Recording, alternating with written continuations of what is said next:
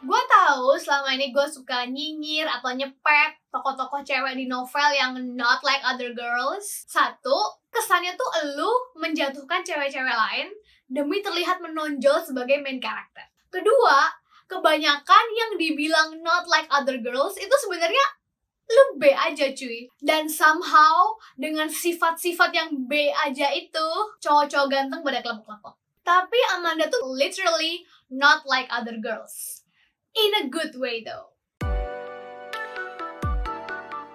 That level of bucinness that can only exist in books.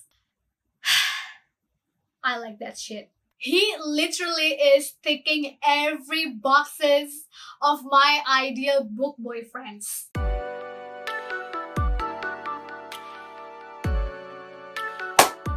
Buku kedua, The Arson Project-nya Akai Gita. Gue mau berterima kasih dulu sama temen gue, Hannah Angie, yang sudah mensponsori gue, aka meminjamkan buku itu ke gue. Karena gue lagi Miss Queen, karena gue udah over budget, kemarin sempat beli buku impor 3 biji. So yeah, kalau bukan karena Angie, gue kayaknya nggak akan baca buku itu secepat ini. Ini kayak grace banget, dia baru keluar bukunya dan gue langsung baca.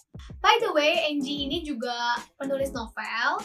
Buku dia Beautiful Deception itu udah terbit di BIP Gramedia tentang seorang cewek yang menderita alopecia dan pengusaha terkenal di New York.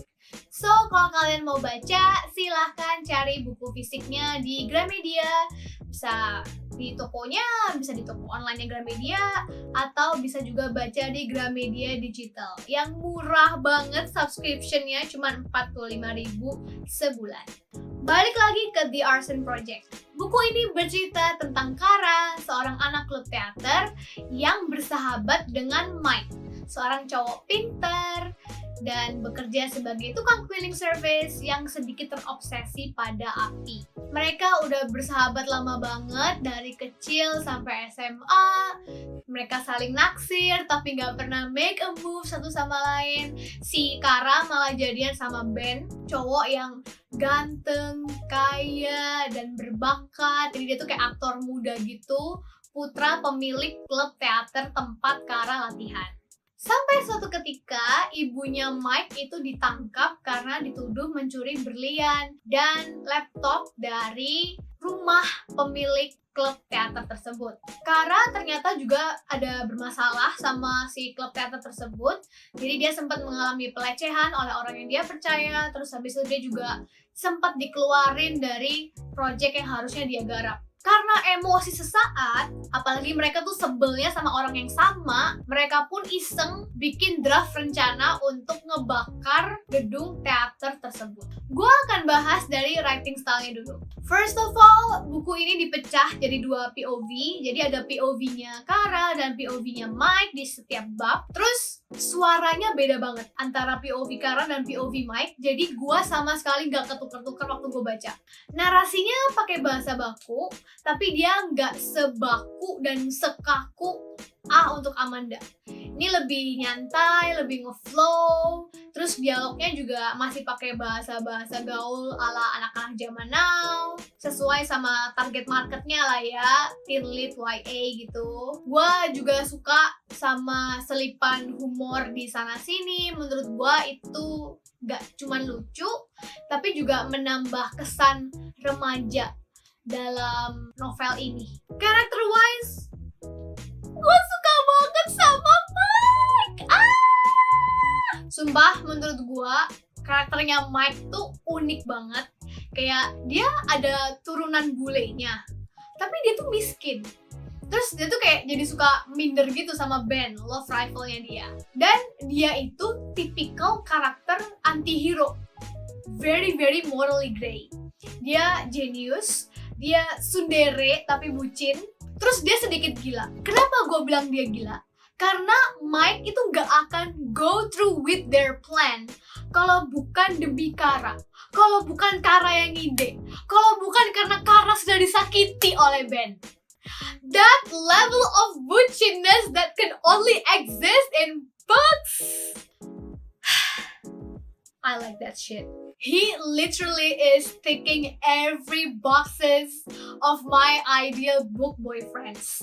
I'm crowning him as my book boyfriend now. And he is the first male protagonist of Indonesian novels that have this honor. Asli, ngelihat Mike itu kayak ngelihat cast breakernya Six of Crows versi soft boy. Terus kalau Kara, gimana ya? Gua gak punya kesan yang terlalu mendalam sih sama Kara. I mean, yes, she is pretty interesting, but not as interesting as Mike somehow. Dia tipikal cewek populer yang can stand her ground. But that's it. Kayaknya gue keburu ilfil duluan deh, gara-gara baca ceritanya gimana Kara bisa jadian sama Ben. Asli, itu kayak gak banget. Gue rasanya pengen guncang-guncang Kara kayak, girl, what the heck are you doing? The Arson Project halaman 119.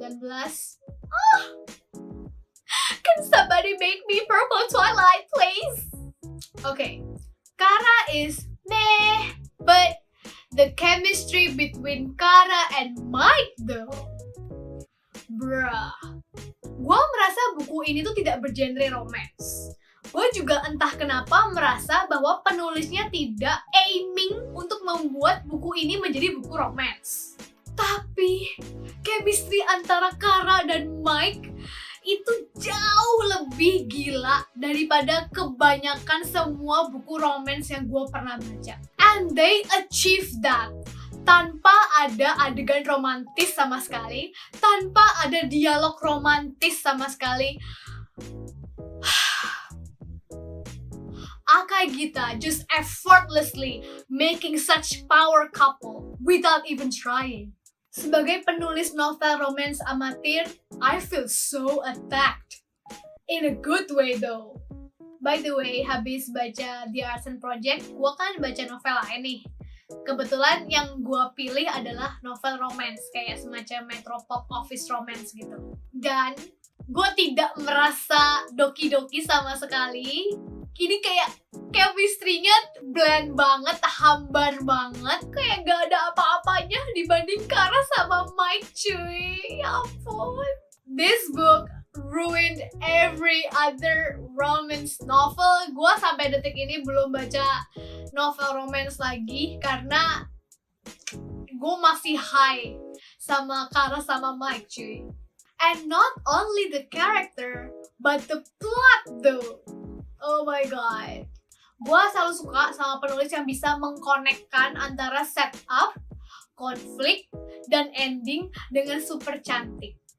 Ini tuh semuanya nyambung, gak ada info yang gak penting. Jadi semua info yang ada di setup, di bab awal-awal, itu akan terpakai semua di konflik dan di ending. Semuanya penting. Terus foreshadowing-nya juga bagus, tidak terlalu berlebihan sehingga kita bisa menebak jalan ceritanya, tapi juga nggak kurang jadi bikin kita malas baca karena kok ini kayak serba kebetulan. So good. Oh, that water bottle thingy, genius. Gue sempet curiga kayak, wah ini Akagita jangan-jangan juga nonton anime Dr. Stone karena ada adegan yang cukup mirip di situ. Gue juga appreciate bagian ketika Kara sama Mike lagi ngerundingin nama rencana mereka untuk membakar gedung teater itu. Gue awalnya udah roll eyes sih kayak, pasti mereka akan menamainya The Arson Project supaya connect sama judulnya kan. Tapi ternyata enggak. Ternyata mereka asalnya nyemplung kasih nama-nama ngaco lainnya dan ujung-ujungnya mereka juga nggak fix decide on certain names. Mereka lebih fokus ke plannya aja. So that's a good thing. Karena itu kadang kayak cringe aja, harus banget dikonek-konekin ke judulnya. So, kekurangan dari buku ini yaitu ada satu bagian yang agak rancu menurut gua, yaitu di bagian penanaman bukti pelaku. Gue butuh waktu agak lama untuk nangkep apa maksudnya, karena gue jadi harus trace back ke beberapa scene sebelumnya dan jaraknya agak jauh gitu. Dan even ketika gue udah baca ulang part yang itu, gue tetap agak nggak nangkep somehow. Entah ini gue yang bego atau gimana, nggak tahu lah. Tapi ya itu sih, itu kayak kekurangan minornya, I think. But overall, it was just so great.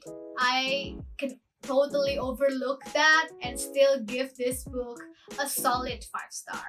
I highly recommend this book karena menurut gue buku ini tuh genrenya agak gado-gado ya. Kayak you got friendship, you got family, you got romance, you got drama, ada detektif-detektifannya, ada ngomongin soal mimpi, soal pencarian jati diri, soal kesempatan kedua, and many more. All those good stuff mesh so well together into this masterpiece called The Arson Project.